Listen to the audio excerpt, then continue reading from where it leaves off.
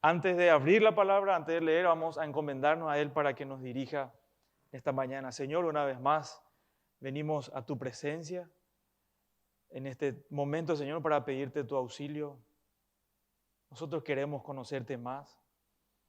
Ayúdanos, Señor, que tu Espíritu Santo nos ilumine y de forma especial hoy le revele al Señor Jesucristo en nuestras vidas, en nuestros corazones, y también a los que todavía no te conocen, Señor, que tengas misericordia, piedad de estas personas y que todo lo que quienes estemos en este lugar, Señor, te conozcamos, que te amemos profundamente, que te conozcamos, Señor, según tu palabra.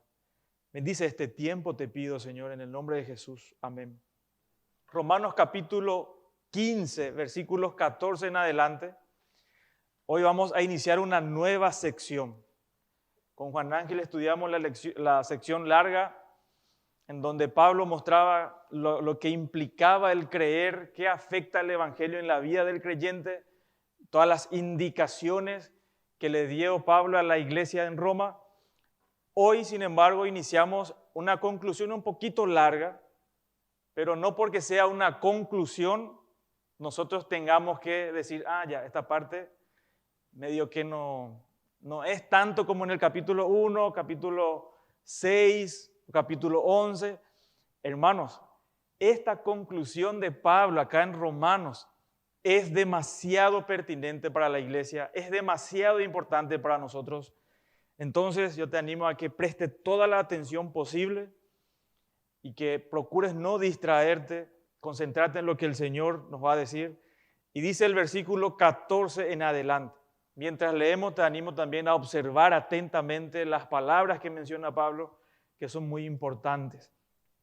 Dice el verso 14 del capítulo 15, pero estoy seguro de vosotros, hermanos míos, de que vosotros mismos estáis llenos de bondad, llenos de todo conocimiento, de tal manera que podéis amonestaros unos a los otros. Mas os he escrito, hermanos, en parte con atrevimiento, como para haceros recordar por la gracia que de Dios me es dada, para ser ministro de Jesucristo a los gentiles, ministrando el evangelio de Dios, para que los gentiles les sean ofrenda agradable, santificada por el Espíritu Santo. Para que los gentiles les sean ofrenda agradable, santificada por el Espíritu Santo. A modo de introducción, para dar un repaso breve, el apóstol Pablo escribió estos 16 capítulos desde la ciudad de Corinto alrededor del año 57 después de Cristo, a los creyentes que vivían en Roma, desde Corinto a los creyentes en Roma. Le escribió desde el capítulo 1 al 11, esa sección grande, para explicarle el Evangelio, para explicarle el glorioso Evangelio de Dios, que repito otra vez nuestro texto, justamente es decir, la justificación por la fe.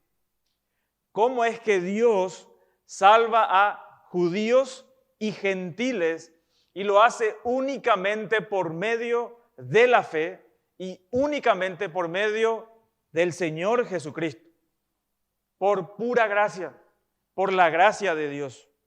Desde los capítulos 12 al 15, versículo 13, les explicó cómo es que este evangelio, a los que creyeron el evangelio fueron alcanzados por la gracia de Dios, cómo es que deben vivir esa realidad, esa nueva realidad.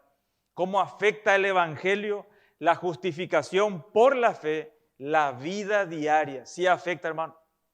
rotunda, radicalmente afecta la vida del creyente, el Evangelio. Ahora entramos en una nueva sección que va desde el capítulo 15, verso 14, hasta el capítulo 16, al final. Y nos muestra la conclusión de la carta de Pablo a los romanos. Y esta conclusión se van a dar cuenta que es convenientemente más larga que otras conclusiones de sus cartas, pero es porque también la extensión lo amerita, ¿cierto? También es importante entender que Pablo no había fundado o plantado esta iglesia en Roma. Él no los conocía de forma física, sí conocía de primera mano a través de Aquila y Priscila a los hermanos en Roma, sí sabía la realidad de ellos. Entonces, a lo largo de la carta, Pablo escribe a los romanos, ¿sí? Hasta el capítulo 15, verso 13, le escribe a los romanos y sin embargo, desde esta conclusión, desde el versículo 14, escribe sobre los romanos. ¿Cómo eran estos hermanos? Porque podría darnos la impresión de que eran iglesias muy inmaduras. Sin embargo, en estos 3 versículos que leímos, nos muestra algo muy diferente. Estos hermanos eran hermanos maduros, no eran débiles, eran hermanos maduros en la fe.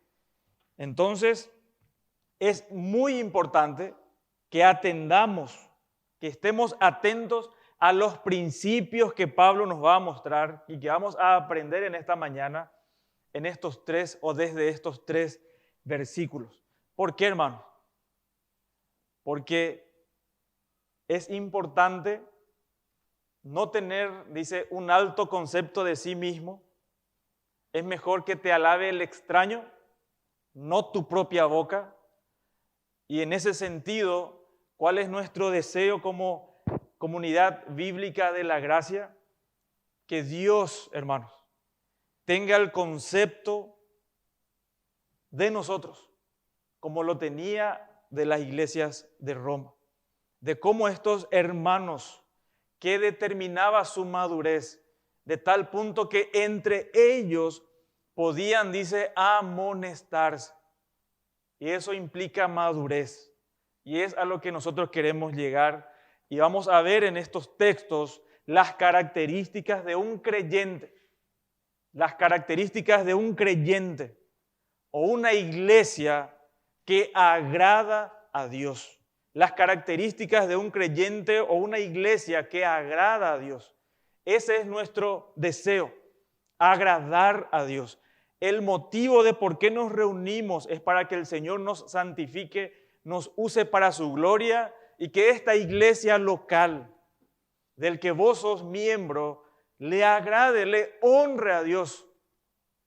Que el concepto que se tenga de nosotros sea un concepto real, genuino, de que nosotros, que esta iglesia, que los creyentes de esta iglesia aman profundamente a Dios, que le agrada a Dios.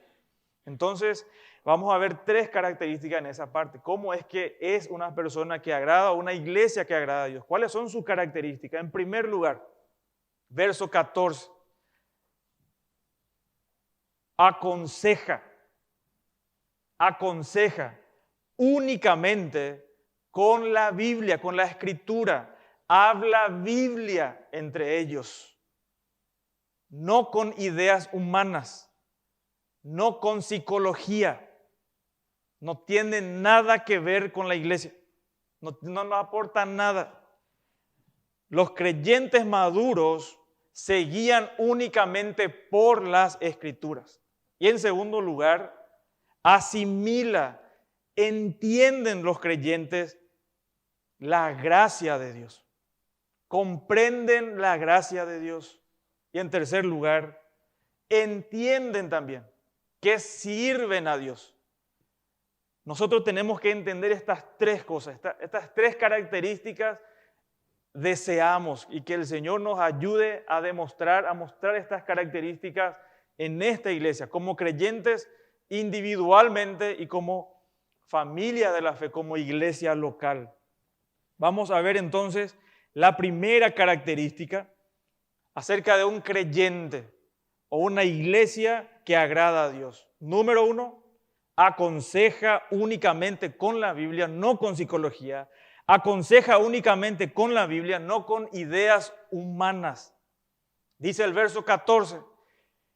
En esta sección vamos a quedarnos un poquito más de tiempo que los otros, porque hay algo muy importante que enfatizar y que lo tengamos claro, conceptos muy claros, precisos, para que podamos mantener o tener estas características. Dice el verso 14, pero estoy seguro de vosotros, hermanos míos, que vosotros mismos estáis llenos de ¿qué cosa? De bondad, llenos de conocimiento, de tal manera que podéis amonestaros los unos a los otros. Nuestro texto comienza diciendo, pero estoy seguro. Esta palabra seguro se puede traducir estoy convencido. No es una suposición de Pablo, es una realidad. Dios no miente, Dios no va a decir algo solamente para adular a las personas. Acá está diciendo Pablo, yo estoy seguro, convencido, y especialmente también por el informe que le traían los hermanos acerca de la realidad espiritual de los creyentes en Roma. Estoy convencido de vosotros, hermanos míos, de que vosotros mismos estáis llenos. Y Pablo nos va a mostrar tres cualidades acerca de los creyentes en Roma que eran verdaderas, ciertas, y que nos muestra en el versículo 14. En primer lugar, estos hermanos estaban llenos de bondad, dice la Escritura. Es un presente activo indicativo. Estaban llenos de bondad. Esta palabra bondad se refiere a una cualidad moral. Y es importante, hermano, una cualidad moral. Y se caracteriza por lo siguiente: que se interesa genuinamente en el bienestar de otros. Esta palabra bondad significa en el texto interesarse genuinamente por los hermanos. Que te importe verdaderamente la vida de tu hermano. Y dice que estos creyentes en Roma se interesaban, estaban, dice en primer lugar, llenos de bondad, se interesaban verdaderamente por el bienestar espiritual de otros hermanos. Esta es la bondad del que está hablando aquí el verso 14. Esa virtud de interesarse por el bienestar de otros. Pero estoy seguro de vosotros, hermanos míos, que vosotros mismos estáis llenos, uno, de bondad, y segundo, la segunda característica o cualidad es que estaban llenos de ¿qué cosa, hermanos? De conocimiento. Pero ¿a qué clase de conocimiento se refiere acá Pablo en este texto? Para saber y entender y ser precisos a qué conocimiento se refiere, el versículo 4, el contexto más inmediato del capítulo 15, ¿qué dice, hermano? En el capítulo 15, verso 4 dice, porque las cosas que se escribieron antes para nuestra enseñanza se escribieron a fin de que por la paciencia y la consolación de ¿qué cosa? De las Escrituras tengamos esperanza. En el contexto inmediato, al conocimiento que se refiere Pablo, que los creyentes en Roma tenían y estaban llenos de este conocimiento, era la palabra de Dios. Pero en contexto general del libro, podríamos decir también, tenían un conocimiento preciso de ¿qué cosa? Del Evangelio. Un conocimiento preciso del Evangelio. Una iglesia que conoce el Evangelio de forma precisa, profunda, es una iglesia madura. Necesitamos nosotros entender y comprender cada vez más el Evangelio. Y acá dice el texto que ellos estaban llenos de la Escritura, de todo conocimiento. Entonces estaban llenos de conocimiento, se refiere al conocimiento de la palabra de Dios, conocían el Evangelio, conocían la palabra de Dios. Por eso estos creyentes en Roma, por esa peculiaridad, es que ellos estaban llenos, se interesaban por otros.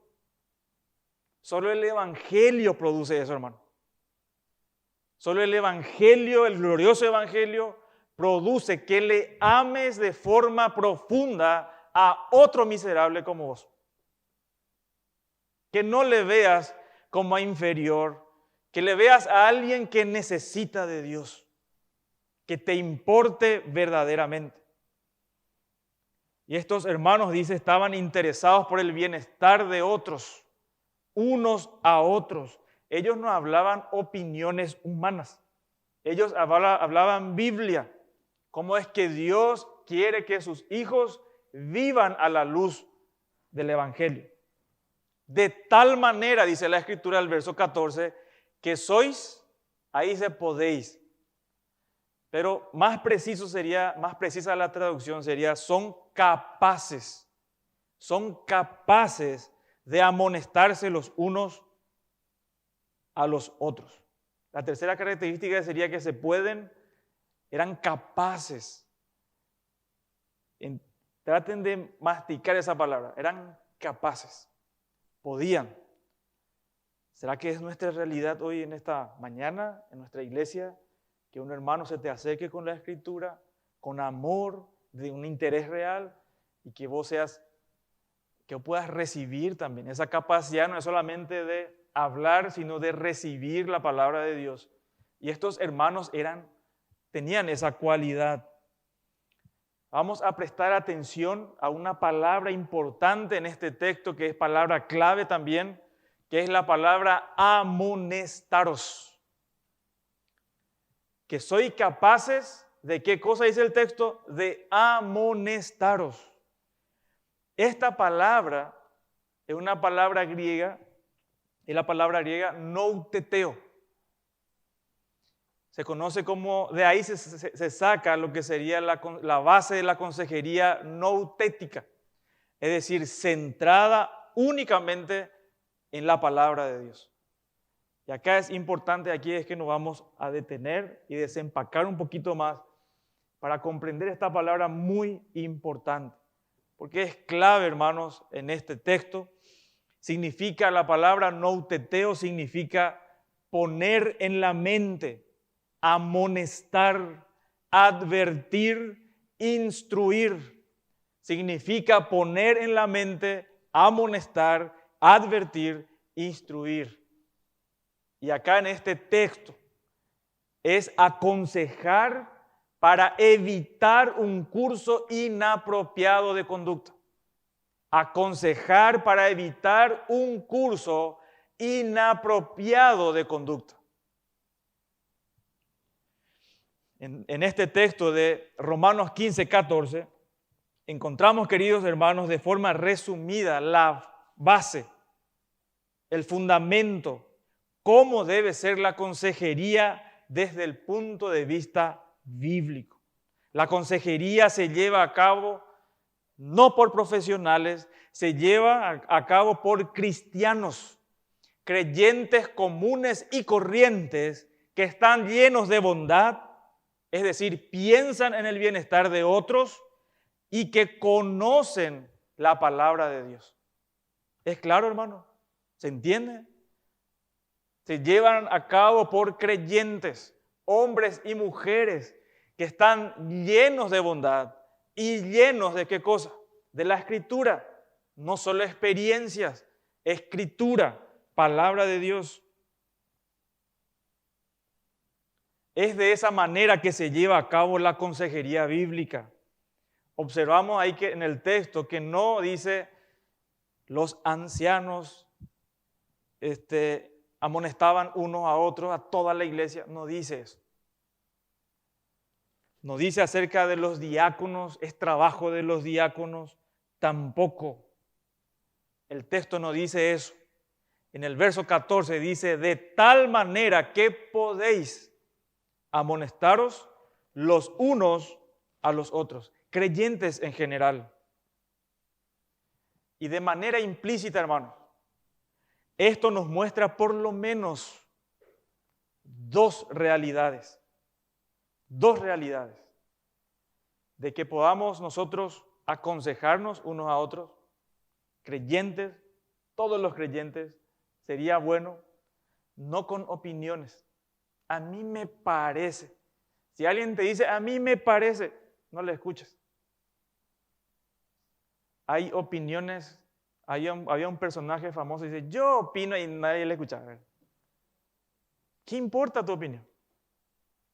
¿Qué sabes vos que necesita la persona? Y yo le voy a enseñar la oración del consejero, que aprendí hace un tiempo. La oración del consejero dice, Señor, no sé qué le voy a decir a esta persona, ayúdame. Esa es la oración del consejero.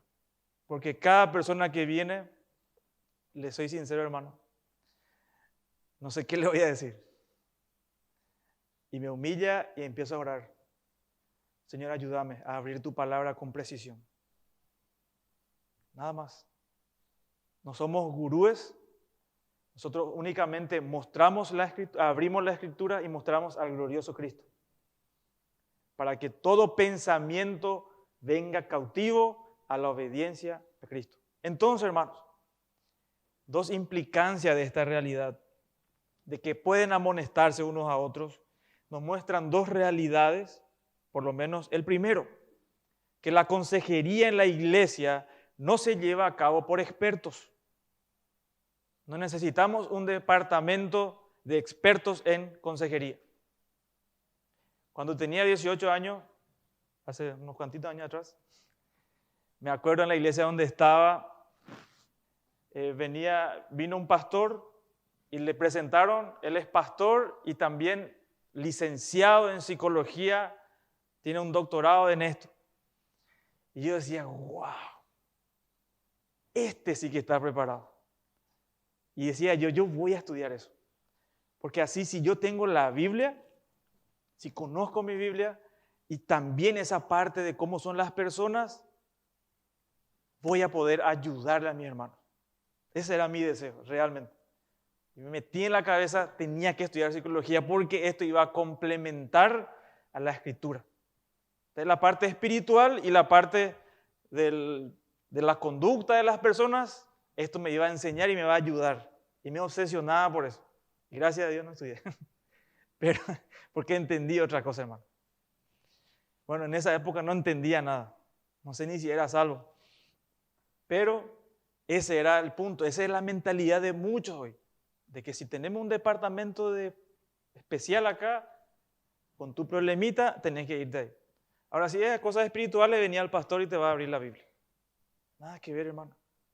La consejería en la iglesia no se lleva a cabo por expertos. Y esto es demasiado importante. La consejería en la iglesia, hermanos, no se lleva a cabo por profesionales. No es licenciado en psicología. No, hermanos, sino por cualquier creyente que conoce y obedece la palabra de Dios. Por cualquier creyente que conoce y obedece la palabra de Dios. Esto es importante. Si bien es cierto que todos los creyentes que están llenos de bondad, están llenos del evangelio de la palabra de Dios, puede aconsejar. Muy a menudo también nosotros estamos un desastre, pero de experto en consejería. Tampoco es así. Estás lleno, dice acá, de interés real por esa persona. Y también conoces la escritura. No, eso va a pasar nomás luego. No le vaya a decir eso. En el mundo nos piden consejo. Y está bien, así debería ser. Un matrimonio que está en problemas y viene al creyente y le dice, yo sé que vos sos creyente, que lees la Biblia, ¿qué puedo hacer? No, y eso así nomás luego es. Tranquila, Dios te va a ayudar. No vaya a decirle eso, hermano. Esa no es la forma. Al inconverso no se le da Biblia en un sentido, en primer lugar, consejos bíblicos. Porque para él es un libro más nomás. Para él no es la autoridad final de conducta y fe. Solamente creyentes se le da Biblia. Al inconverso, no importa en qué situación esté, si viene despedazado, ¿qué es lo único que el creyente está habilitado para darle a esa persona? El Evangelio. Es el Evangelio. No le trates de solucionar la vida. Vos no sos Mesías, no sos nada. No le trates de solucionar. Dale el Evangelio, es lo único que necesita. ¿Está bien? ¿Estamos de acuerdo? Entonces, por cualquiera que obedece, conoce y obedece la palabra de Dios. Esto es lo que nos dice el texto, ¿cierto? Entonces, de manera implícita, Romanos 15:14 muestra por un lado que la consejería en la iglesia no se lleva a cabo por expertos. No es que tenés que ser un egresado tampoco del seminario. Vos sos de idear, ahora sí podés dar consejo. No, tampoco es así, hermano. Creyentes sencillos que aman al Señor, conocen el Evangelio, conocen su Biblia. No solo pastores. Nuestro texto muestra que son hermanos comunes y corrientes, que simplemente están llenos de toda bondad y conocimiento de la palabra de Dios. Otra realidad implícita, la segunda realidad. Y esto es contundente y deseo que se te grabe para siempre. Y si alguna vez nosotros desde acá dejamos de usar esto que yo voy a decir, salí de esta iglesia y buscar una iglesia bíblica. De verdad les digo, hermano. Esto es fundamental. Es de vida o muerte. En segundo lugar, la palabra de Dios es suficiente. La palabra de Dios es lo único que necesitamos para aconsejar. La palabra de Dios es todo lo que necesitamos, hermanos, para aconsejar en toda área de fe y de conducta. Primera de Pedro 1:3 o segunda de Pedro 1:3 dice, como todas las cosas que pertenecen a la vida y a la piedad nos han sido dadas por su divino poder mediante el conocimiento de aquel que nos llamó por su gloria y excelencia. Todo para la vida y la piedad nos han sido dadas. La palabra de Dios es suficiente, hermano. Es suficiente. La consejería es realmente bíblica si tiene profundas raíces en las Escrituras. Una verdadera consejería tiene una elevada visión de la palabra de Dios. Tiene una elevada visión de Dios y de su palabra. No se puede decir, confiamos en Dios, pero la Biblia no es suficiente. Eso es una contradicción. En el libro de los Hebreos muestra que las personas le daban la espalda a la Escritura, a lo que Dios dijo, y le dicen, ¿usted le dan la espalda a Dios? Un creyente tiene que entender que la Escritura es suficiente, es autoritativa, es inerrante, es todo lo que nosotros necesitamos. No se confundan con las etiquetas que se ponen en el mundo. Esta persona es un cleptómano. No, la Biblia dice que es ladrón y que se tiene que arrepentir. No, esta persona tiene una compulsión de repente, nomás le afecta algo y se pone nervioso. No, esta persona está en enojo, tiene ira y está en pecado, tiene que arrepentirse. Esta persona es adicto, es alcohólico. No, no es alcohólico. La Biblia dice que es borracho y tiene que arrepentirse. Dios nos conoce, hermano. Tiene déficit de atención, dice. Tiene problemas, no sé, de hiperactividad. Hay que llevarle al psicólogo a la criatura. No, hermano. Pensá por un ratito. Es pensar nomás, poquito más. Dios, nuestro creador. Dios es nuestro creador. Él nos conoce. Él sabe todo lo que necesitamos. Si estas etiquetas fueran verdad, yo te puedo asegurar que en la Escritura habría un versículo que diga que hay niños ¿cómo que dicen? Son hiperactivos. A los hiperactivos decirle que hagan esto. No dice eso. Dice que hay niños rebeldes, que el pecado está ligado a su corazón, que él quiere hacer lo que quiere, siempre es egoísta. Eso dice la Biblia. Y que dice que vos tenés que disciplinarle, tenés que amarle a tu hijo, tenés que pasar tiempo con él y tenés que atenderle a tu hijo. Eso es lo que dice. No dice él es así. No, él es así porque es pecador, como todos nosotros. No, hermanos, no pongan etiquetas, volvamos a la Escritura. Únicamente la Biblia tiene respuesta. Toda la respuesta que se refiere a la vida y a la piedad. No hay nada que se le escape. Nuestro Dios es sabio, inmensamente inteligente. No hay nadie como Él, sabe todo. Y nos dejó todo para que nosotros podamos conocer y vivir de una manera agradable a Dios. Un detalle importante para comprender por qué Pablo enfocaba tanto la palabra de Dios. Y en todo tiempo, si leen hoy el devocional que les envié hoy, se van a dar cuenta, habla sobre eso. Pablo en todas sus cartas jamás metió ideas humanas. Yo no vine a ustedes con sabiduría humana ni capacidad humana, no, con poder de Dios, con el Evangelio. Siempre, en todos los casos.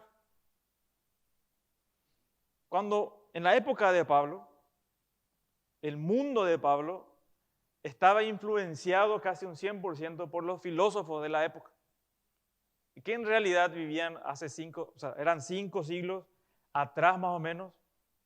Sócrates, el discípulo de Sócrates, Platón, el discípulo de Platón, Aristóteles, que transformaron la mente del mundo. Como decía alguien, Roma tenía el poder, ¿verdad? Pero la cultura de Roma era griega. Por eso se habla de la cultura greco-romana.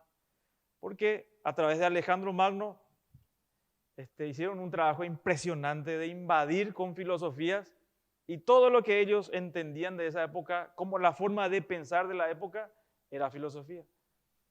Les apuesto que los profesionales estarían locos por conocerle a esa persona en vivo y en directo, porque son sus referentes. No es nada nuevo. En esa época sí estaba completamente permeada esas filosofías humanistas. Esto no es de ahora nomás. Siempre ocurrieron. En esa época era brutal en ese sentido, eran fuertes en su influencia. Pero Pablo dice específicamente, Biblia, hermano, ustedes están llenos del conocimiento de la palabra de Dios. Y por si acaso, por si haya dudas, segunda de Timoteo, no hace falta que lo abra, anotalo si querés, te leo rápido. Segunda de Timoteo, capítulo 3, versos 16 al 17, dice lo siguiente. Dice que toda la Escritura es inspirada ¿por quién? Por Dios. Y útil para enseñar, para redarguir, para corregir, para instruir en justicia, a fin, con el propósito de que el hombre de Dios sea perfecto, enteramente preparado para toda buena obra. Esto es contundente, hermano. Tenemos que entender esta realidad. En tu casa, en tu familia, tenemos que conocer esto. Esta es una convicción que debe bajar profundamente en nuestros corazones. Es Biblia lo que necesitamos. No necesitamos otra cosa. Cuando dice acá hombre de Dios, si bien Pablo tenía en mente ahí a Timoteo, en realidad se refiere también, se aplica a cualquier creyente, hombre o mujer. Lo único, hermano, que necesitamos para madurar es la Biblia. En ese tiempo, cuando Pablo le dice, hoy que estamos leyendo la Escritura y alguna vez, algún tiempo, hasta el último día final de este mundo, es solo Biblia. No importa quién salga ahí con su super conocimiento. A lo sumo, todo lo que pueden contribuir las personas fuera de Dios, con ideas supuestamente muy elevadas para ayudarle a las personas, el beneficio es cero. No beneficia nada. Le van a transformar a lo mejor, le quitar algún vicio, eso hacen cualquiera. Los mormones, testigos de Jehová, pero se van al infierno. No, hermano, al alma, la palabra de Dios. Eso también hay que aclarar, porque también hay un extremo de una religión que no permiten, por ejemplo, transfusión de sangre. No, porque no. Si te rompiste el tobillo, venite a abrir la Biblia, no. Andate al doctor. Anda a solucionar ahí te van a arreglar esa parte. ¿Sí? Fe y conducta, la Escritura, hermano. Nada más. No necesitas conocer la Biblia más Freud. ¿Conocen a Freud? Un vecino mío. No, hermano. Los super expertos están ahí embobados con él. Hay iglesias que pastores envían a sus miembros a psicólogos. Eso es una prostitución. Yo no sé, eso es alta traición, eso. Eso es ofender a Dios, hermano. Eso es ofender a Dios. Dios es suficiente, su palabra es suficiente. La palabra de Dios es, acordate, autoritativa. Es la única autoridad. Dice y el Hijo de Dios obedece. Segundo, que es suficiente, completo. No necesitamos más cosas. Acá ya está todito. Infalible, no falla y es inerrante. Solo la Biblia es suficiente para todo aspecto de fe y práctica. ¿Se dan cuenta, hermano, que no necesitamos más que Biblia para crecer espiritualmente, para entender mejor quién es Dios, obedecer a Dios, de esa manera glorificar a Dios, disfrutar de los frutos del Espíritu, amor, gozo, paz? ¿Conoces ese texto? Todo esto, hermano, ningún creyente, amor, gozo, paz, paciencia, benignidad, bondad, fe, mansedumbre, templanza, no va a conseguir con ninguna psicoterapia. No se consigue eso. No se consigue, hermano. En terapia psicológica, sino en conocer tu Biblia. Que lo estudies con seriedad. Ahora, ¿cómo hacemos eso de forma práctica? Eso es importante. Sé que muchos leen su Biblia. No leas tu Biblia, hermano. Estudia tu Biblia. La Biblia no es un geniolito, no es un dolanet, ¿sí? No es una pastilla, a ver qué versículo voy a ver para que me ayude hoy, para que me dé ánimo y seguir. Si vos llegás hacia la Escritura, es como ese vecino que viene solamente para pedirte cosas. Y cuando viene, ¿qué hace? Ese rato, ¿verdad? No, yo no hago eso, pero digo más que algunos hacen. Así la gente viene a la Biblia. Sí, para pedir, para sentirme bien. No, ese no es el motivo para venir a la Escritura. El motivo es conocer a Dios. La Biblia es revelación de Dios. A veces nosotros leemos mal la Escritura. Agarramos y leemos un salmo, un salmito, ¿verdad? Y ya estamos estamos felices. Si vos haces eso, no pasa nada. No pasa nada. Tenés que observar, tenés que observar, tenés que observar, buscarle a Dios en la Escritura. Por ejemplo, un ejemplo, hermano.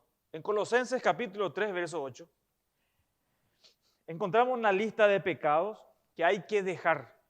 Dice, pero ahora dejad también vosotros todas estas cosas: ira, enojo, malicia, blasfemia, palabras deshonestas de vuestra boca. ¿Cómo yo debo hacer eso? Con agarrar un salmo, ¿vos pensás que eso va a salir de vos? No va a salir. Si vos no entendés qué Dios piensa de ese pecado, cómo es que Dios lo ve, no lo vas a dejar. De verdad, hermano. Rastread desde Génesis a Apocalipsis. ¿Qué dice Dios? ¿Cómo ve Dios la ira? ¿Es una virtud o es un pecado que dejar? ¿Qué dice Dios del enojo? ¿Qué dice de las malas palabras? ¿Dice la Escritura algo al respecto? Sí lo dice. Y yo necesito buscar eso que dice ahí, ver qué Dios piensa de ese pecado y arrepentirme de ese pecado.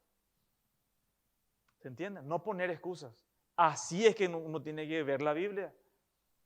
Cuando agarras tu Biblia, no importa qué libro elijas, búscale a Dios. ¿Qué dice ese versículo acerca de Dios? ¿Qué características dice de Dios? Si no lo haces, leíste de balde. Te puedo asegurar. Leíste de balde. No pasa nada. ¿Por qué no oramos tan a menudamente y tan fácilmente? ¿Por qué cuesta orar? ¿Sabes por qué cuesta orar? Porque no estudiamos la Escritura. Si lo estudias de esa manera, vas a ver ahí cómo Dios se muestra. Los versículos que leyó hoy nuestro hermano en la dirección de canciones. Que Dios nos salvó de la ira, nos eligió, ¿verdad? Me acuerdo que otro texto, creo que era de Efesios. Hay tanta riqueza ahí, hermano. Así se lee la Biblia. Busca qué dice acerca de Dios. Rastrea ahí en ese capítulo qué dice acerca de Dios. Si ustedes fueron buenos observadores en esta mañana, en nuestra lectura, la Trinidad aparece en nuestro versículo. La Trinidad, hermanos. Y eso dice mucho. Porque el Evangelio es de Dios. Observen. Dios no bendice la pereza. Necesitas observar, observar y observar. Decía alguien en su posteo, no es el problema de griego, que yo no sé griego ni hebreo. Ese no es el problema de por qué uno no entiende la Biblia. El problema es que no quiere observar, observar y observar. Eso nomás. Quiere todo rápido. Quiere un McDonald's bíblico, ¿verdad? Dame un versículo, ya, gracias, te va. No, así no funciona. Así no funciona, hermano. Cualquier asunto de pecado, la Biblia lo cubre. ¿Cómo ayudarte? Cualquier asunto de pecado. La Biblia, hermanos, no enseña, no pone etiquetas, como les dije, a problemas de pecado que hoy le pone. Él es un adicto, él es una víctima, es una enfermedad. Mentira. Mentira eso. ¿Quién es adicto al huevo? Nadie, ¿verdad? Decía Pelufo. Porque no te produce nada. Comer no te hace superhombre, ¿verdad? Te hace olvidar de las cosas. ¿Por qué no? Sí a las drogas, sí al alcohol, sí al juego. Usted ni se imagina la cantidad de aparatos de juego electrónico, de tragamonedas. Eso es adictivo, eso es... No, él se va a relajar nomás, no, él es un adicto. No puede soltar eso. Más y más, más. Eso es pecaminoso, hermano. Cleptomanía. Hace poco un militar de alto rango, que hizo el tipo, se fue a ir a robar ropa. ¿Necesitaba él? No necesitaba. Hay gente que se va y roba carne en un supermercado. No sabe ni cómo hace. No necesitan, hermano. Impresionante. Yo voy a decir, no, ese es un cleptómano. No, es ladrón. Tiene un corazón ladrón. ¿De dónde vienen los hurtos? Dice, del corazón. Eso es pecado. Y la forma de librarse de eso es arrepentirse. La Biblia dice, el que hurtaba, por ejemplo, esa es una forma práctica. El que tiene problema con el robo, dice, que es ladrón, dice, el que hurtaba, no hurte más, sino que trabaje. Y no solamente que trabaje, sino que trabaje para tener que compartir con otros. Conocía a muchos ladrones, vivía entre ladrones. Robacoches, asaltantes, carteristas, los conocía. Algunos iban a la cárcel, venían todos traumados y ya no robaba más supuestamente, pero él estaba todo el día libre en su casa sin trabajar. Y a los pocos días, semanas, a la misma andanza. Así, eso se tiene que reemplazar, hermano. ¿Se entiende? La Escritura dice, quítense de vosotros, vístanse del Señor Jesucristo. Sigamos.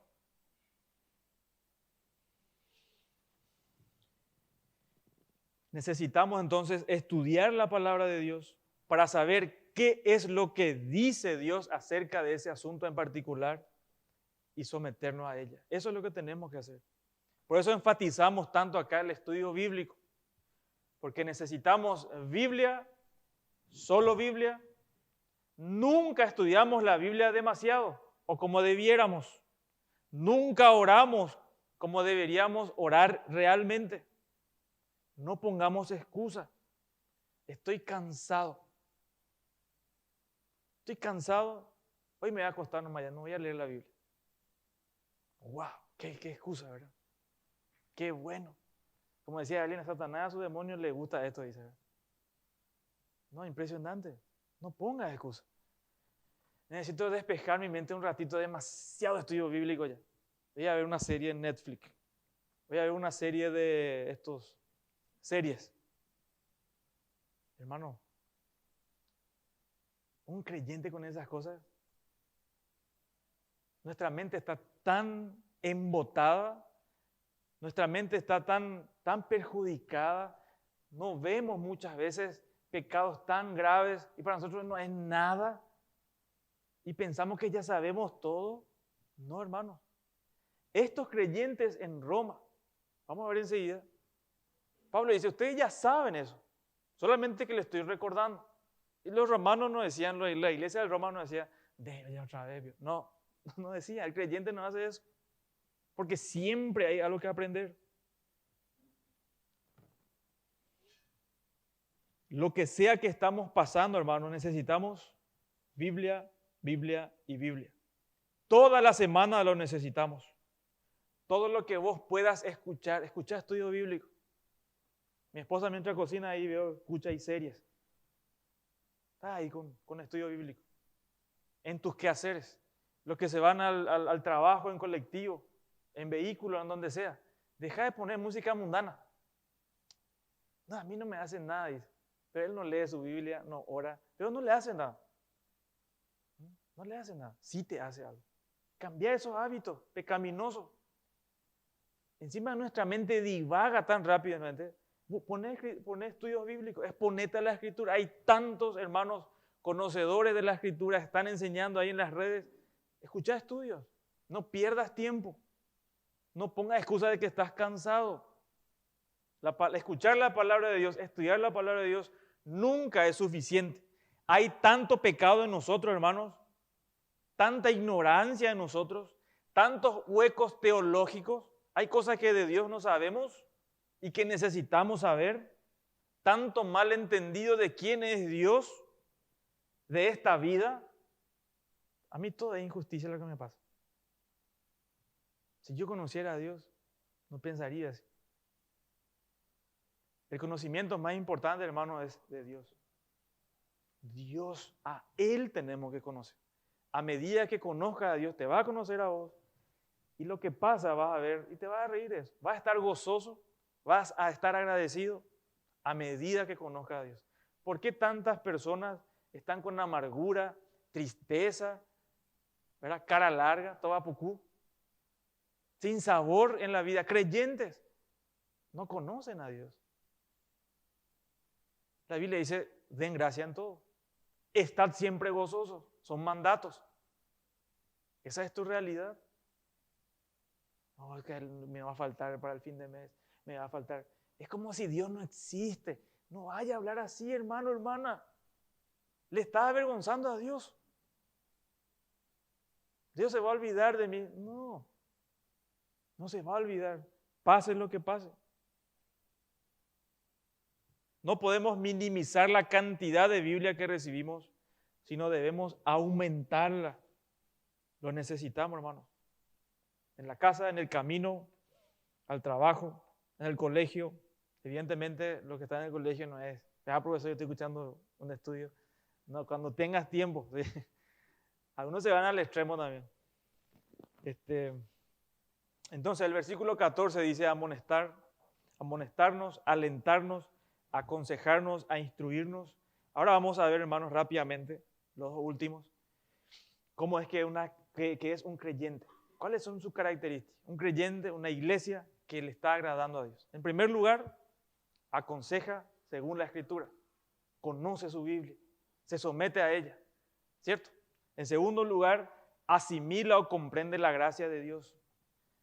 Sabe que todo lo que hacemos por extender el reino de Dios no es por nuestra capacidad, nunca se nos olvide, es por la gracia de Dios, no la capacidad humana. Dios, si Dios nos usa a nosotros como iglesia para bendecir a otros creyentes de otras iglesias, para plantar otras iglesias, esa no es nuestra capacidad, eso es gracia de Dios. Nunca se nos olvide. Es que estoy todo estudiando idear acá, por eso son expertos. Vos podés estudiar idear completo, el máster, no sé qué universidad, pero tener un corazón orgulloso, Dios lo detesta eso, Dios se opone a eso. Sí, a los humildes Él le da gracia. Dios quiere un corazón humilde, que le ame profundamente. Versículo 15, mas os he escrito, hermanos, en parte con atrevimiento, como para haceros recordar por la gracia que de Dios me es dada. Pablo les acaba de decir a los creyentes romanos que eran fuertes espiritualmente, según el verso 14.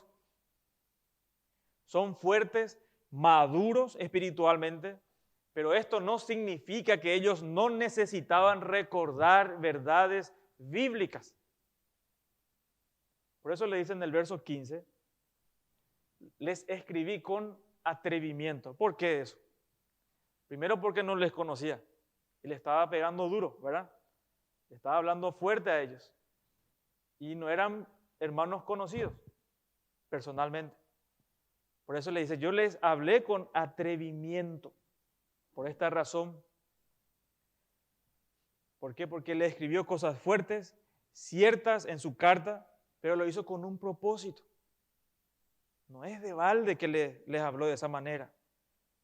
Para haceros recordar, dice Pablo. Pablo les escribió ciertas partes fuertes en esta carta con la meta y el propósito de hacerles recordar verdades bíblicas del cristianismo. Ellos ya conocían el Evangelio, eran maduros, pero de igual manera tenía que decirle, repetirle, necesitamos. ¿Por qué razón? Cuando alguien dice, vamos a estudiar acerca de los roles de los maridos, ya sé eso. Ya sé todo ya de eso, ¿verdad? De una forma tan humilde dice la gente eso. Ya sé luego eso. Se pone como fastidio. ¿Qué malo que va a decir? No tenga esa actitud arrogante, hermano. O cuando alguien dice, voy a predicar el Evangelio, que entren los que no saben todavía. No, hermano, nunca es suficiente. Siempre necesitamos recordar. Nunca amamos lo suficiente. Nos olvidamos. El pecado justamente afecta impresionantemente nuestra capacidad de recordar verdades bíblicas. Nos olvidamos. Todas las veces. Por eso cada matrimonio debe entrar en mantenimiento siempre. Se olvidan. Verdades tan sencillas. Se olvidan. Y tenés que recordarles. Dice. Y vos 100 veces ya leíste. Ahora sí. Increíble. Pero así somos, ¿o no? Así somos, hermanos. No se enojen. Tenemos que seguir siendo expuestos a la Escritura. No tengamos esa actitud soberbia. Siempre hay un aspecto que aprender. Necesitamos exponernos a verdades bíblicas siempre. Porque seguro no lo estamos viviendo de forma perfecta. Seguro, eso es categórico. Porque parte de cómo el pecado afectó a nuestro intelecto, nuestra capacidad de razonamiento, nuestra mente es la facilidad con la que olvidamos las verdades. Filipenses 3:1 dice, por lo demás, hermanos, gozaos en el Señor. A mí no me es molesto el escribiros las mismas cosas y para vosotros es seguro. Verso 15 de nuestro texto dice, mas os he escrito en parte con atrevimiento para haceros recordar por la gracia que de Dios me es dada. Ahora, con la autoridad, ¿con qué autoridad Pablo les habla así a estos romanos? Dice, por la gracia que de Dios me es dada. Esta gracia de ser ministro de Jesucristo a los gentiles. Pablo le recuerda a los creyentes ahí en Roma que él era un ministro, un servidor de Jesucristo a los gentiles. Por esa razón le podía hablar. Él era un apóstol, especialmente comisionado al mundo gentil. Y Pablo tenía esa autoridad, por más que no le conocía a ellos. Sí podía hablarles de esa manera. Pero atiendan cómo Pablo les hablaba a ellos. No les hablaba, dice, como un superapóstol, sino como ministro. Esa palabra ministro es interesante. Es servidor. El lenguaje que usa en este texto es un lenguaje sacerdotal, para presentarlo como ofrenda y todo eso. Pero es interesante que algunos comentaristas hablan de este punto que de ministro, porque es una palabra, vamos a decir, de culto, de sacerdocio, que él actuaba como un sacerdote para con los gentiles. Pero en realidad no era esa la forma que Pablo servía al Señor.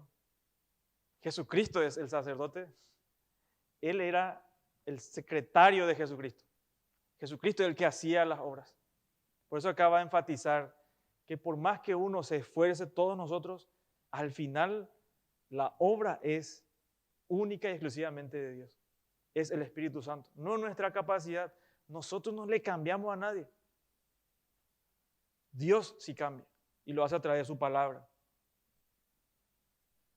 Pablo ya se presentó a ellos, ¿se acuerdan del capítulo 1? Pablo, siervo de Jesucristo, dice, apóstol, llamado.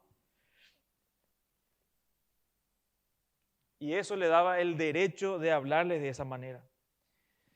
A estos hermanos que no conocía, pero observen, hermano, el final del 15, una verdad importante, dice Pablo, por la gracia que me es dada para ser ministro de Jesucristo a los gentiles.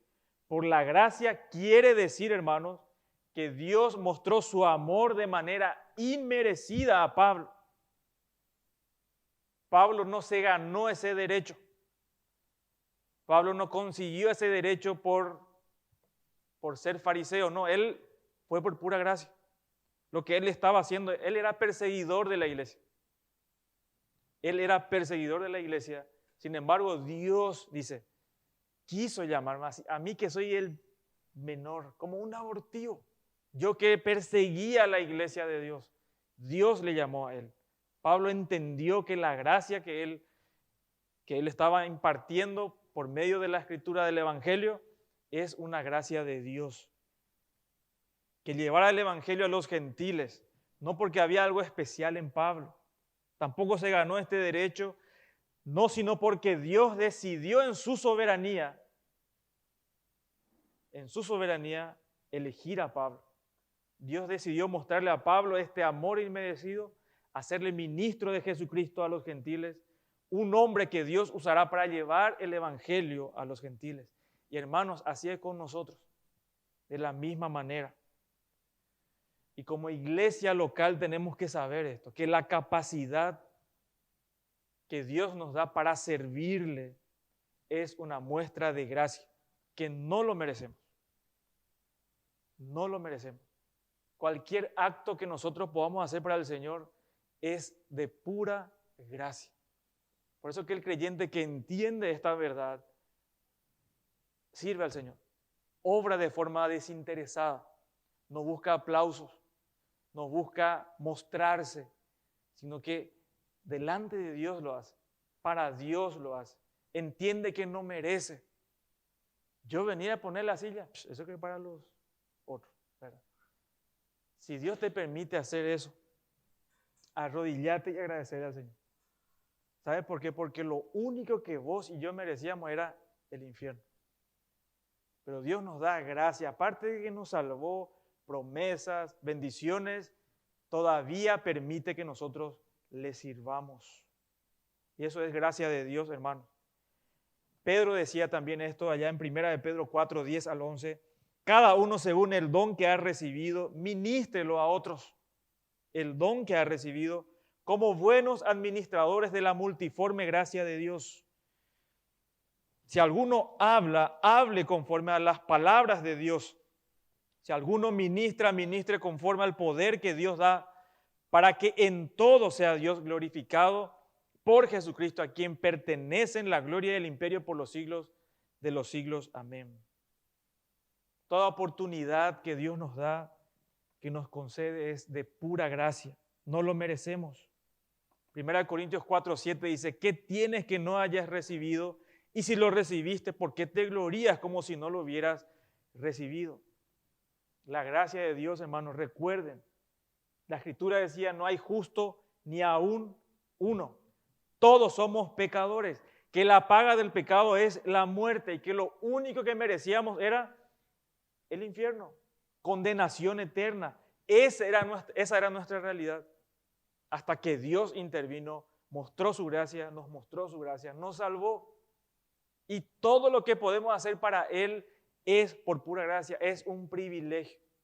Nunca es algo gravoso. Es un privilegio servir al Señor, hermanos. Que puedas ir a trabajar es una gracia de Dios. Que tengas la fuerza de poder cargar algo, de trabajar con tus manos, no importa en qué sea, es una gracia de Dios. Que puedas cocinar para tu familia es una gracia de Dios. ¿Sí o no? Es una gracia de Dios, hermanos. No importa la etapa o la situación en la que estés en tu vida.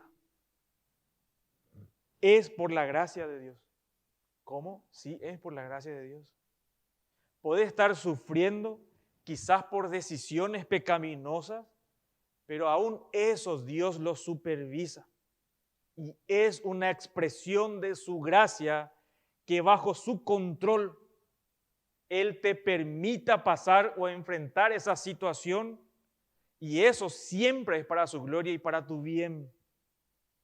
Porque lo único que nosotros merecemos, hermanos, recuerda, es condenación. Si vos pensás que mereces algo más, estás equivocado. Nosotros merecíamos condenación, Dios nos da gracia. Cuando te ves tentado a compararte con otro, que tiene lo que vos pensás o que vos crees que merecés y otro tiene, o que te gustaría tener, o un matrimonio, envidiar otro matrimonio, no lo hagas eso, hermano. Lo que sea, hermano, un trabajo, un lugar en donde estás viviendo, el auto que tenés, la familia que tenés, recordá, es por pura gracia. Es gracia, no hay nada más. Merecíamos infierno. Tenemos gracia y sobregracia. No importa la situación que esté pasando. El esposo o la esposa que tenemos es gracia de Dios. Dios nos está santificando, hermano. Y al final le vamos a dar gloria a Dios. Ese es el propósito de eso. Entonces es importante asimilar esa gloria de Dios, esa gracia de Dios. Pablo entendió la gracia de Dios. Por eso reconoció acá en el versículo 15 que la gracia de Dios que me es dada, esta es gracia electiva, soberana, incondicional. Es una gracia libre que no depende de vos, depende de Dios. Dios quiso. Dios quiso bendecirnos, hermano. Cierto, esto no anula la responsabilidad humana, pero en este texto habla de este privilegio de gracia que hemos recibido. Tercera característica, entiende que sirve a Dios. Da la gloria a Dios por cualquier progreso en el Evangelio o presentando el Evangelio a otros. No se toma de crédito a sí mismo. Impresionante, gracias a mí se salvaron 15, ¿verdad? No, así no es. Si alguien se salva acá, no es porque acá hay unos predicadores impresionantes, no. Los peores probablemente. Pero si alguien de ustedes se salvó porque alguien de acá predicó, es por gracia de Dios. Vamos a llevarle a fulano, famoso, alguien, tiene un conocido que quiere presentarle el Evangelio y no puede. Un compañero. ¿Y qué hacen? Vamos a llevarle al pastor. Vamos a llevarle a fulanito para que le predique. Como si que nosotros le predicamos, se va a convertir sí o sí. Una persona me perseguía, ¿será que le puedo hablar a mi mamá? y no le hablé, ¿verdad? Por otras situaciones. Pero pensaba de que si un pastor le predica, se va a convertir. Nada que ver, hermano. Se va a convertir contigo si vos sos fiel a la Escritura, le entregas la Escritura, se va a convertir. Si Dios le va a salvar. Este es un privilegio. Y este es una motivación potente para predicar, hermano. Imagínate por un ratito que Dios te use para que la eternidad de una persona cambie radicalmente. Eso no tiene precio. Que por tu fidelidad al Señor, de entregar el Evangelio a alguien, esa persona, Dios lo salve. Eso es un privilegio. Nunca más te va a olvidar esa persona, ni en la eternidad. Dios te usó para intervenir en su vida. Eso es un privilegio, hermano. Y Dios nos llama a eso como iglesia, a presentar el Evangelio a otros. Y me alegra mucho ver a los jóvenes, a muchos jóvenes, no todos, pero muchos presentando el Evangelio. Eso es un privilegio. Imagínate que Dios mismo te use para eso. No es tu capacidad, es Dios que se lleva la gloria. Si observaste, hermano, como le dije, la Trinidad está descrita en este versículo. Y evidentemente es importante que abra los ojos en estos textos. ¿Por qué razón? Dice Pablo, para ser ministro de Jesucristo a los gentiles, ministrando ¿qué cosa? El Evangelio de Dios. ¿Con qué propósito? Para que los gentiles les sean, las personas, les sean ofrenda agradable, santificada por el Espíritu Santo. ¿Está la Trinidad en este versículo? Sí está, hermano. Eso nos recuerda que el Evangelio es de Dios. Dios es la fuente, Dios es el originador, Dios es el que lo trae, Dios es el que hace posible a través de Cristo que las personas se conviertan. Dios es el protagonista. Te pregunto, con corazón sincero, ¿es mi quebranto de todos los domingos, mi quebranto de todos los días por ustedes? ¿Conocés el Evangelio? ¿Conocés el Evangelio? Hoy vos que estás sentado acá, ¿podés articular de una manera por lo menos básica qué es el Evangelio? ¿Es importante eso? Sumamente importante. ¿Por qué? Si vos no sabés definir el Evangelio de forma sencilla, vos estás perdido, perdida. Te pregunto, ¿de qué entonces fuiste salvo? Le escucho a muchas personas, no importa de qué iglesia ven, y empezamos a hablar, y me empieza a decir, en los caminos de Dios, el Señor está haciendo ahora en mi vida. De verdad yo no le escucho, hermano. Le dejo hablar. Pero yo ya sé qué le voy a decir. No me impresiona que alguien mencione a Dios, que mencione versículos, que mencione esto. No me impresiona. Sí, me voy a la yugular y le digo, ¿me puedes decir qué es el Evangelio? ¿Me puedes definir qué es el Evangelio? Y se quedan así. No sé. Nunca me dijeron. Entonces no sos salvo. ¿Cómo vas a ser salvo? Si alguien te pregunta tu nombre, lo sabes. Si alguien te pregunta a las señoras que normalmente cocinan, tienen su comida preferida, ¿verdad? De sus hijos, que cocinen y sale más rico, ¿verdad? Si alguien le pregunta, deciden por la receta, ¿qué le voy a decir? Sí, tenés que ponerle este. Yo le suelo pedir a alguien receta para chiva, ¿verdad? Y me envía, tenés que poner papá. Me explica con lujo de detalle. No me salió así, no, es que tenés que ponerle esto más. ¿Lo sabe? ¿Sí o no? ¿Y cómo si decís que sos salvo y no sabés el Evangelio, de qué sos salvo? ¿Podés razonar un ratito? ¿Podés definir el Evangelio qué es? Y no nos compliquemos, hermano. Te digo qué es el Evangelio. 1 Corintios 15, 14 nos muestra el Evangelio. Abrí tu Biblia, esto es importante. Si no crees esto, sos candidato al infierno, estás camino al infierno. No hay término medio, hermano o amigo. Esto es el Evangelio y necesitas meditarlo en ello. Además, os declaro, hermanos, el Evangelio que os he predicado. El apóstol Pablo, les declaro el Evangelio que les prediqué. El Evangelio que ustedes recibieron. 1 Corintios 15, versículos 1 al 4.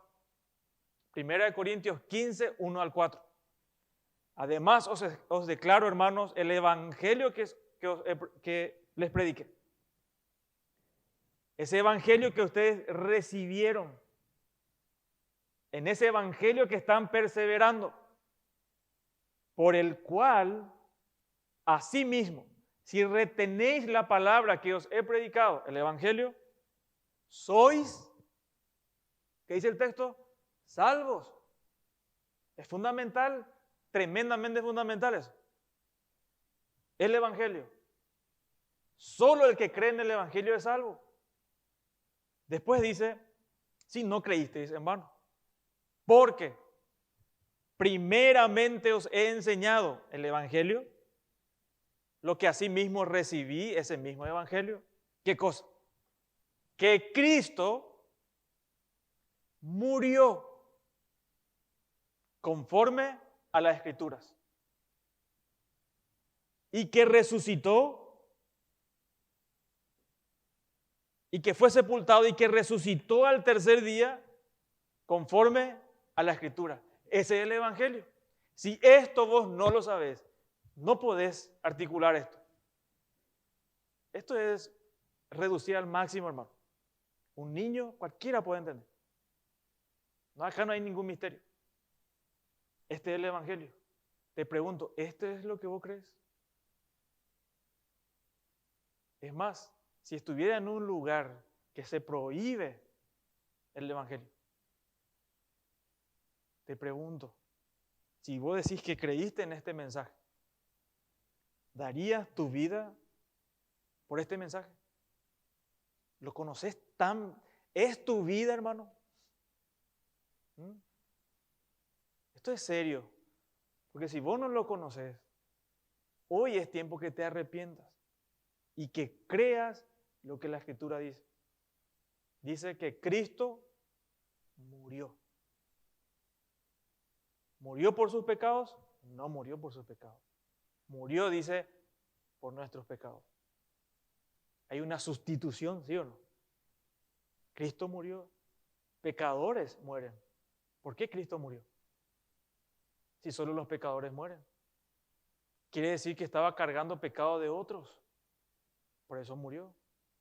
Es más, la Biblia dice que Él gustó la muerte por nosotros.